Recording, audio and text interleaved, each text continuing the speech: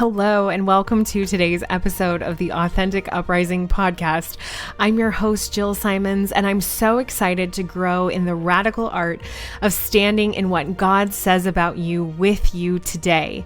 The show is a place where we pour into the sense of who God is, who we are, and how we can live more in the freedom that He has for us every single day.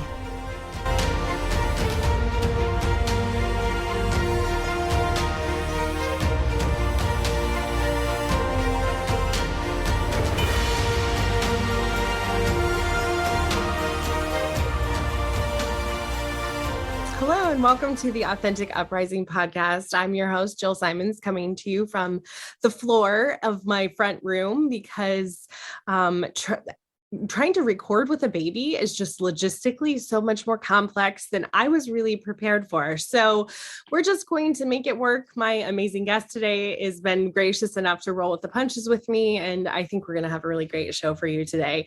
We're going to be talking about risk taking today. This is something that I think we don't really talk about very much as a church, is what huge opportunity there is in taking risks that allow us to grow in greater faith. Because if you think about it, nothing really tests trust and tests faith the way that taking a big leap of faith or a big step of trust does. And so our guest today is Sara Hall. She's a YouTuber and a mom and a business owner that's going to be sharing about some of the big risks that God has invited her to take in her life and how that has helped her to grow in faith. So thank you so much for being here with me today, Sara. Thanks, Jill. Thanks for having me. I'm happy to be here.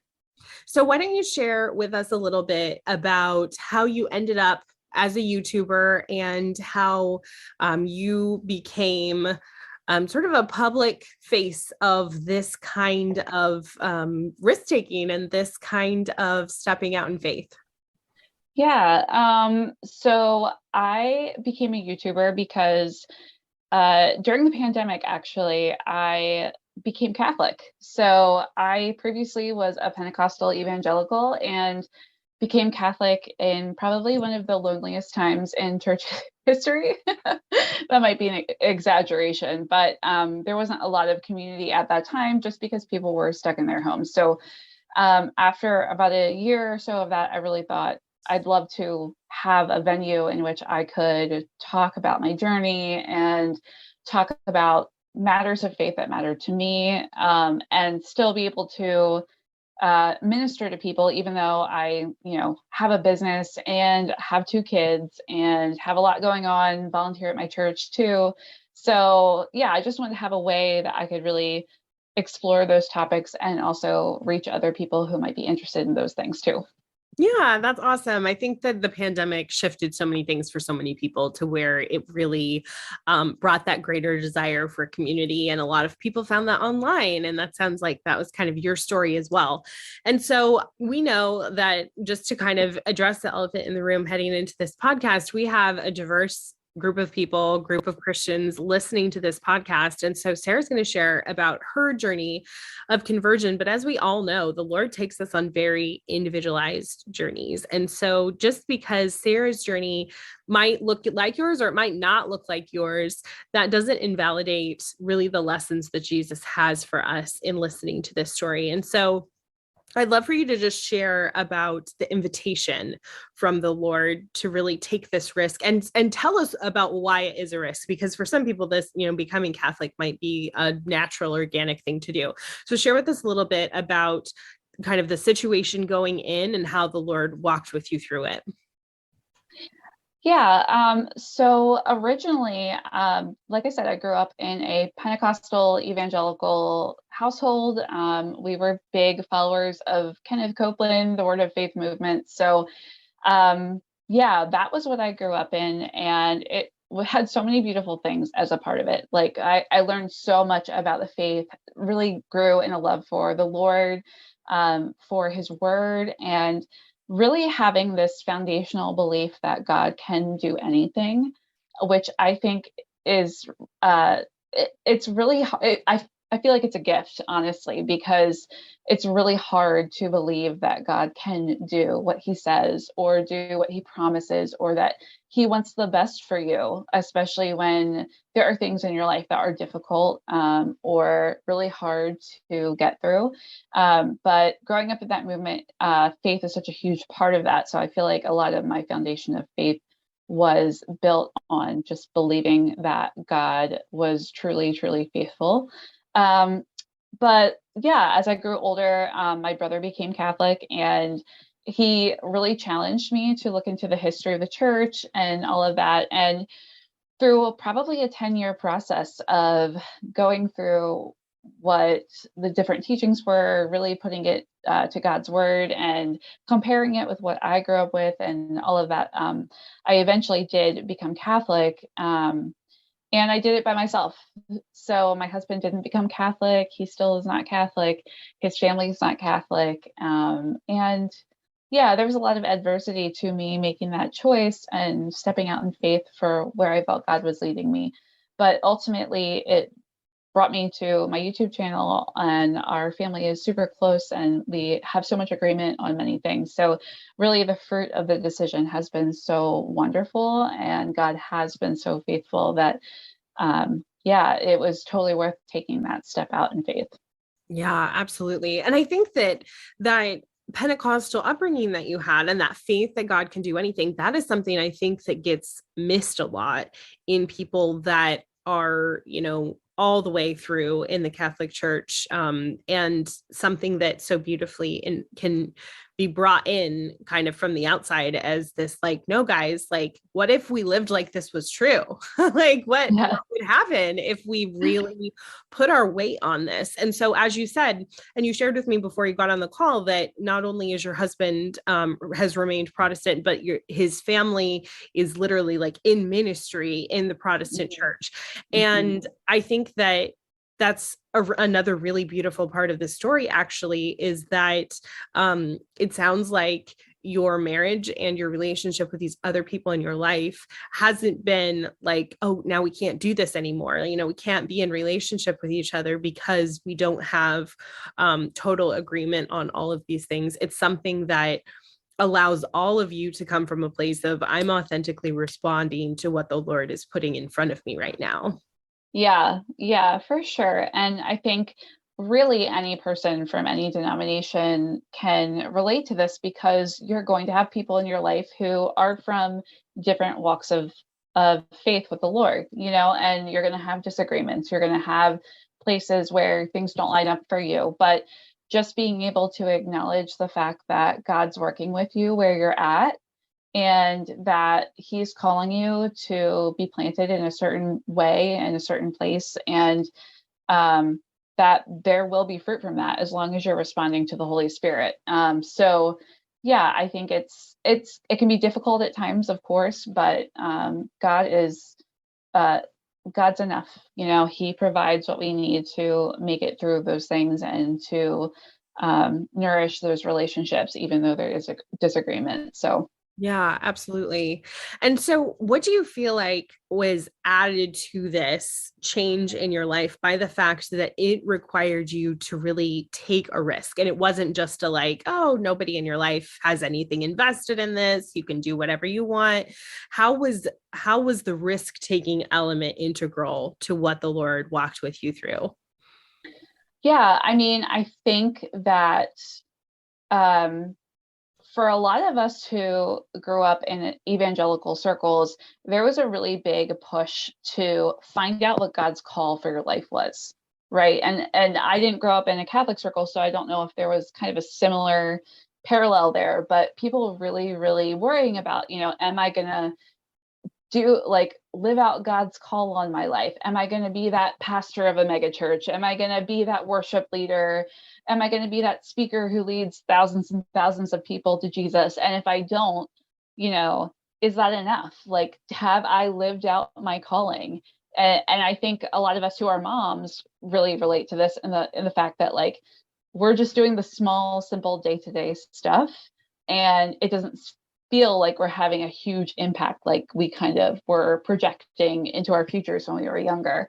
So I think that when I was making the transition, it was just like, well, where am I going to go with this? Like, am I living out God's call? Am I actually hearing from the Lord? Am I, you know, thinking about my emotions or not listening to the Holy Spirit enough?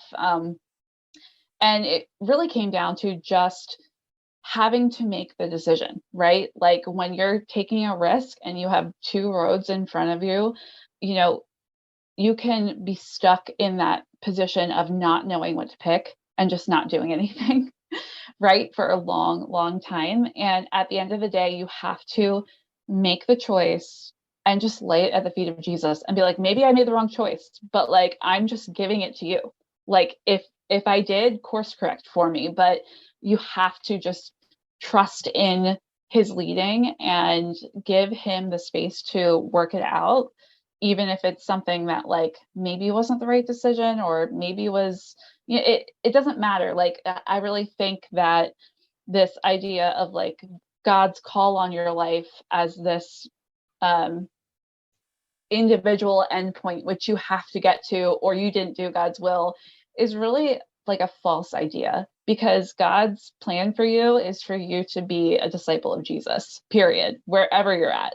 In whatever thing that you choose to do, he can work with it and he can, you know, do great things wherever you're at. So Yeah, I love that so much. I say so often, you know, like God's will is not hidden on a slip of paper in a filing cabinet somewhere. Like it's not yeah. this like game of Clue that you're like Right. supposed to win. It's a lot more collaborative. And I think something that's cool that comes out in your story is this idea of when we really take risk and do it with the Lord based on what it feels like he's prompting us to do.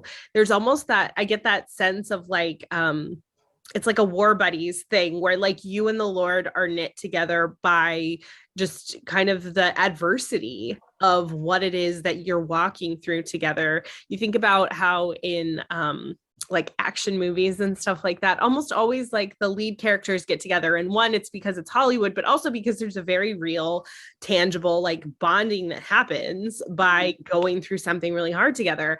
And when we're able to do that with the Lord, then that's something that brings about that bonding, not on his end because he's already as bonded to us as it's possible to be, but really on our end where we see how much we can walk through with him and kind of put that weight on our relationship with him. Yeah. Yeah. And I feel like what you said is so true, because when you're taking a risk, when you're stepping out in faith, it's uncomfortable, right? You're not going to have those same things that are bringing you comfort or those things that are familiar to you. You know, anyone who's been on the mission field will tell you that, like, you're stepping into a completely different culture. So maybe you're stepping into a completely different situation than you thought. Um, but being able to do that really narrows down your reliance on the Lord, like really being able to uh, lean into him and your faith and your trust in him and building that relationship.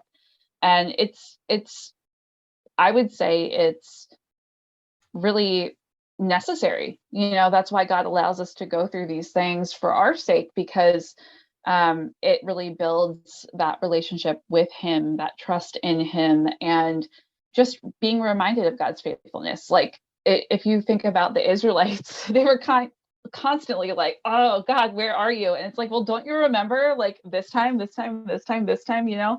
And it's really important, like as we go through our lives, to not forget about the times when God really was faithful in a very visual way in our lives, where we weren't sure if things were going to work out and they did, or whatever. So just keep reminding us that that God has a plan and that his sovereignty is like has our good in mind, right? So Absolutely. Yeah, I love speaking of the Israelites, I love in Jeremiah 4 where they talk about he it's not the crossing of the Red Sea, but it's another crossing that the Lord opens the sea for them to cross. And they take 12 stones at his direction and set them up. And he says, so when your children ask you, what are these stones for, that you can retell the story.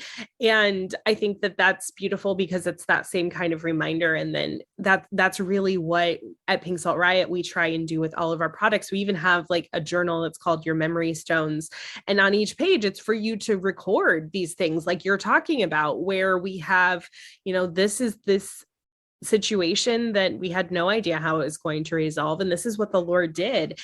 Because so many people have so many of those stories, but we are so like the Israelites in just being like, oh, God never shows up for me, things like that. I've heard so many people say that. And as a peer or as a friend, you don't want to be like, oh my gosh, like, yes, let me like remind you of all the stories. And so that's part of why it's important to have a habit that reminds ourselves so that we can go back to something. And we have a couple people that I know of who have bought the journal and have had like their grandparents write in it and their parents write in it and then them write in it. So it's like this heirloom, like this is God through the generations of just our family. Like this is how he has shown up over and over again. And whether it's like through a journal or you have some other way that you memorialize those things, it's just such a worthy practice, because this is one of those situations where we are kind of responsible. One of the only things that we're really responsible for, like you said, God can work with it, even if we make the wrong choice or anything like that. But when we are not open to receiving the gift of faith, that's what he's not going to come in and override us. Right. Yeah. And I think it's funny that you say that, because I was going to say, like, we have a little book where we write those kinds of things down to like read at the end of the year, which is cool. It's such a good way to remind yourself of God's faithfulness.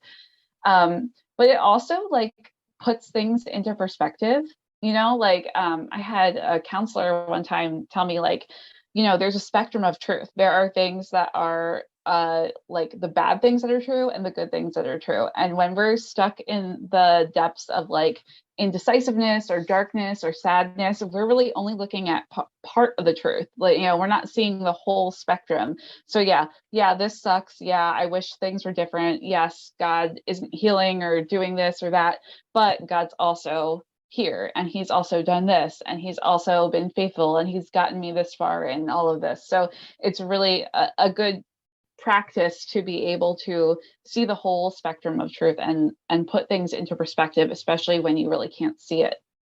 Absolutely. To switch gears just a little bit, I know that that the risk of hope is something that you've also experienced in your life.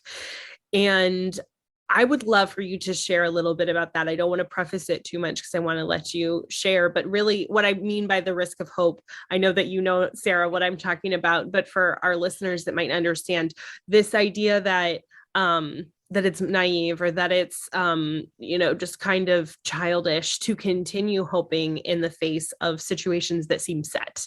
It seems like this is what it is, and you're not living in reality when you don't accept that. And so how we square that as Christians, having hope in those situations while also living in reality can be this very tension-filled existence. So share a little bit about how that has shown up in your life and how what you have learned about taking the risk of hope. Yeah.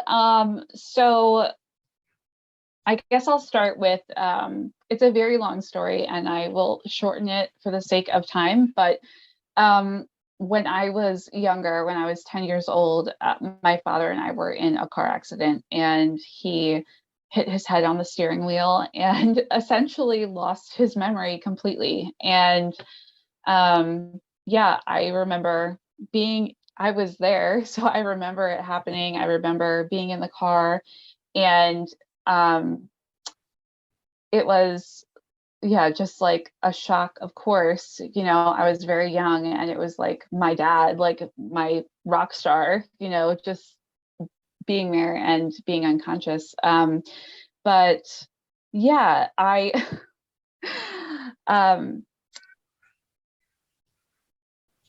sorry, I didn't tell you this before, but I'm just going to add this in. When I was in the car, someone knocked on the door, and like got me out of the car, like the crashed car, and walked me to his car and was like, God's going to heal your dad. Everything's going to be okay. And then he took me up to like his house. His house was like on a hill, like right above the crash site. And we talked to his wife. He called the ambulance, and then he took me back down and put me back in the car, and like buckled me in. And then like I just sat around there for a couple minutes, and the ambulance came and everything, we went to the hospital. But long story short, a couple of days later, my mom got me out of the hospital and drove me back home, and we went past the crash site, and there was no house on the hill. Like there was nothing there. So it's kind of been this story of like, people were like, oh, it was an angel or it was a miracle or something like that. And maybe it was, I don't know what it was, but I feel like that part of my life, that part of my story is really kind of what gave me this gift of faith in trusting in God. And after that, I grew up in like a name it, claim it situation where like, if you say you're healed, you're healed. And, we were praying for my dad, and a lot of things happened in that church. We had to act like he was totally fine, even though he wasn't. And as a young child, like I was really given this idea that like, because I'm not praying enough, he's not being healed, or because I don't have enough faith. And like, it was kind of juxtaposed with this belief that God can do anything and that he's a miracle worker and whatever. So I think for me, the risk was just continuing in hope that God can heal and does heal, but putting that into perspective with his sovereignty and realizing that it's not always the choice that he goes down. It's not always part of his submissive will that is something that happens, and just believing that God still cares and that like it was in his plan in some way, and that he's still faithful, and he has been totally faithful. Like he's met me in every part of my life. He's given me the faith and the strength to get through whatever I've gone through. He helped me when my mom went back to work and I had to basically watch the family while she was gone, like during my childhood, and had to like make sacrifices for my family because of that. But God is faithful. And even though he did not heal my dad, and he actually passed away a couple of years ago, so 20 years after the accident, he lived in a nursing home for his whole life, for the rest of his life.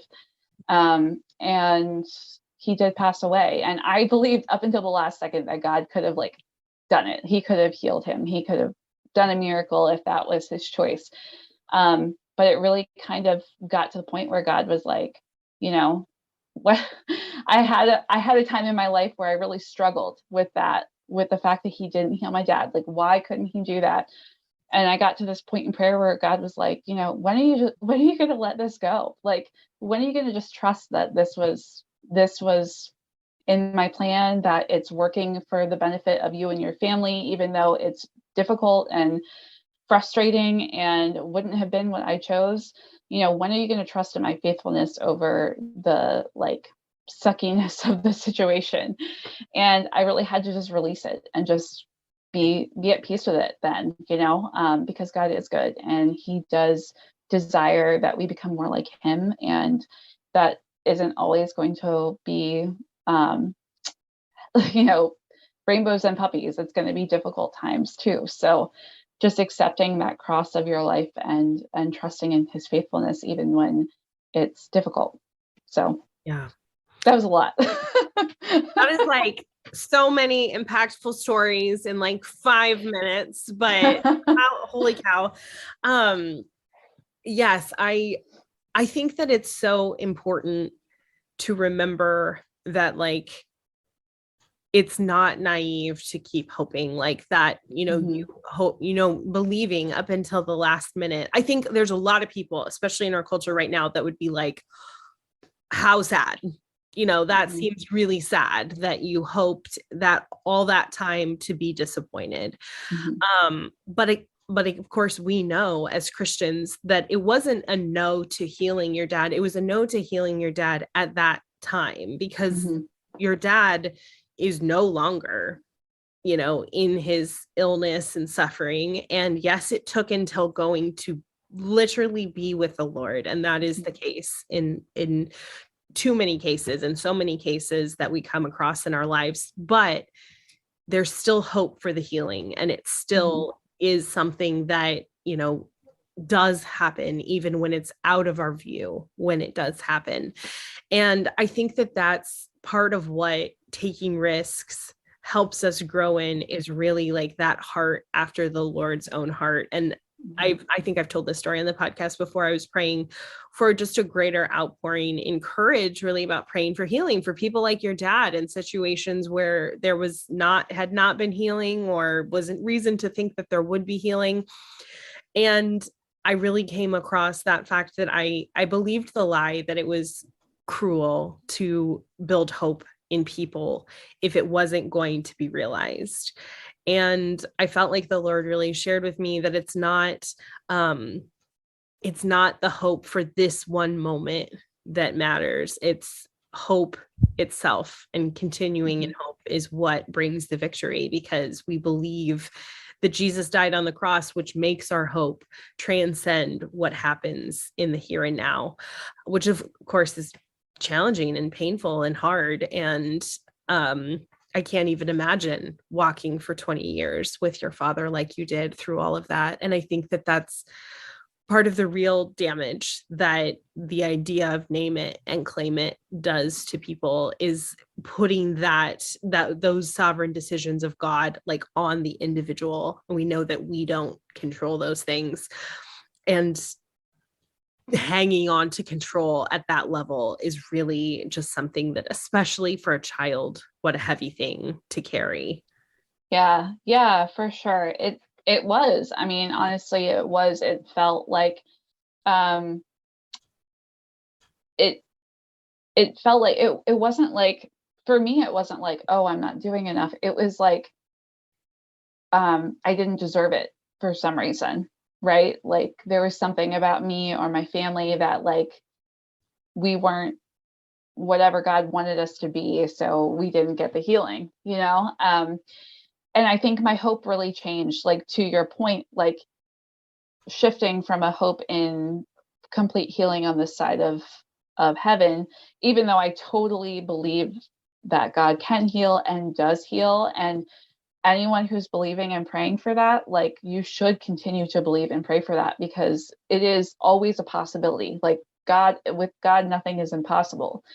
But tempering that with the fact that like God is sovereign, and that there are things in our life that will happen and will not make sense until we're in heaven, living in that mystery and trusting in the hope that Jesus died for us and that he made a way that we can go to heaven, and the hope that we have in him as a father. So I think you have to have those two, like things in both hands. You have to have both of those in your brain as you're processing when you're going through difficult times like that. Because yes, of course, there can be miraculous things. I've seen miraculous things happen. And when God does those things, that's awesome. And we should rejoice and celebrate with those people. But it doesn't mean that God's going to do it for everyone every time. And if he doesn't, there's something wrong with us, or we didn't have enough faith. It's just that God sees the whole picture and we don't. And that, as much as we hate that because we want control and we want to see and know why everything's happening, that's just not what God has for us. Like he's not going to reveal all of the mysteries of the universe, because that's just too much to handle. Like we might not ever see why it happened the way it happened in our lifetime. It might be lifetimes ahead of time, so just trusting that God knows and that he'll be with us, like he'll be with us throughout whatever our journey is. Yeah. Well, thank you so much, Sara, for chatting with me today. I'm going to put links where you can check out Sara's YouTube channel and everything else she's up to in the show notes. I hope that you guys have a great rest of your day. Thanks for being with us, Sara. Yep. Thanks so much, Jill. Thank you so much for joining me on today's episode of the Authentic Uprising podcast. It is always a joy to be with you. I encourage you to subscribe to our podcast, subscribe to our YouTube channel, whichever place you most prefer, or do it all if that is what floats your boat. We would love to continue to get to know you better and grow in relationship with you. And so I encourage you to check out the links in both our show notes and our YouTube description that tell you more about where you can connect with us elsewhere. The two big things we have going on besides the podcast is our shop that is full of reminders of who you are in God, helping you to really grow in that radical art of standing in who you are and giving gifts that help others to do the same. The other big thing we have going on is the Uprising Academy. This is all of our formation programs, workshops, retreats. Everything is available virtually and on demand, where you can sign up and continue to learn more about radically standing in what God says about you, especially if you are in a place in your life where you are not being fed the way that you long to be fed, whether it's in your community, whether it's at your church, whatever it is. There is more for you, and we can absolutely walk with you into it through the Uprising Academy. All those links are in our show notes, and if you enjoyed this episode, I encourage you to leave a review. Reviews are the number one way that we help get in front of new faces, new people that are able to be touched by the radical art of standing in what God says about us. I love you. I'm praying for you. I hope you have an amazing week.